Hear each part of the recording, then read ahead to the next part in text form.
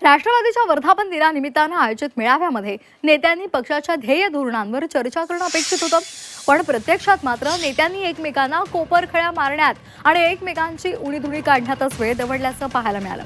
प्रदेशाध्यक्ष सुनील तटकरेंनी छगन भुजबळ हे निष्णात कबड्डीपटू असल्याचं सांगितलं आणि हे सांगत असतानाच सातही खेळाडू बाद करणाऱ्या खेळाडूला कधी कधी एक जणही पुढून उरतो असा टोला लगावला। राष्ट्रवादीमध्ये सगळे गुण्या गोविंदानं नांदतात, पक्षात कोणतेही वाद नाही असं सातत्यानं दावा केला जातोय। मात्र वर्धापन दिनाच्या मेळाव्यामध्ये नेते जे काही शाब्दिक कबड्डी खेळले हे पाहून पक्षात मोठा अंतर्गत संघर्ष आहे हे अधोरेखित झालंय।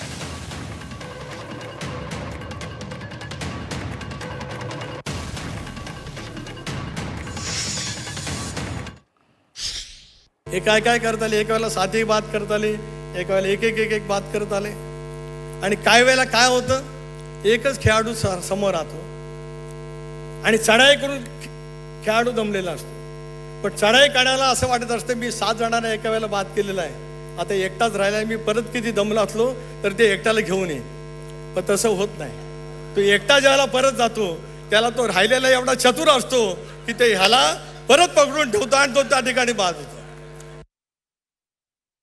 पक्षापेक्षा कोणी मोठं नाही हे सगळ्यांनी लक्षात ठेवलं पाहिजे। आता मगापासून चाललंय ते बुद्धिबळ खेळतो, हा तो कबड्डी खेळतो, हा कोण आणखी खो खो खेळतो, हा कोण।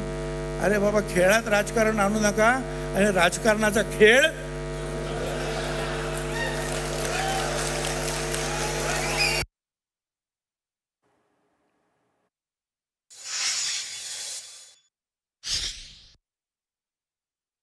राजकारणात खेळ असो किंवा खेळात राजकारण असो, एक लक्षात घ्या की सूर्यकुमार यादवाला सुद्धा ज्यांनी वर्ल्ड कप जिंकून दिला,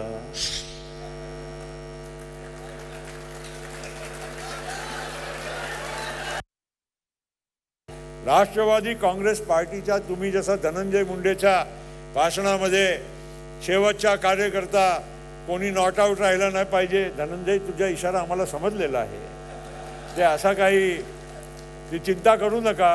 रिटायर्ड हर्ट जे होतो ना, रिटायर्ड हर्ट क्रिकेटच्या परिभाषामध्ये, त्यांना परत बॅटिंग करून म्हणजे करायची परवानगी मिळत असते। ते बादामध्ये गिनती नाही होते, त्याची बाद झालेल्या मध्ये रिटायर्ड हर्टची गिनती होत नाही, त्यामुळे तुम्ही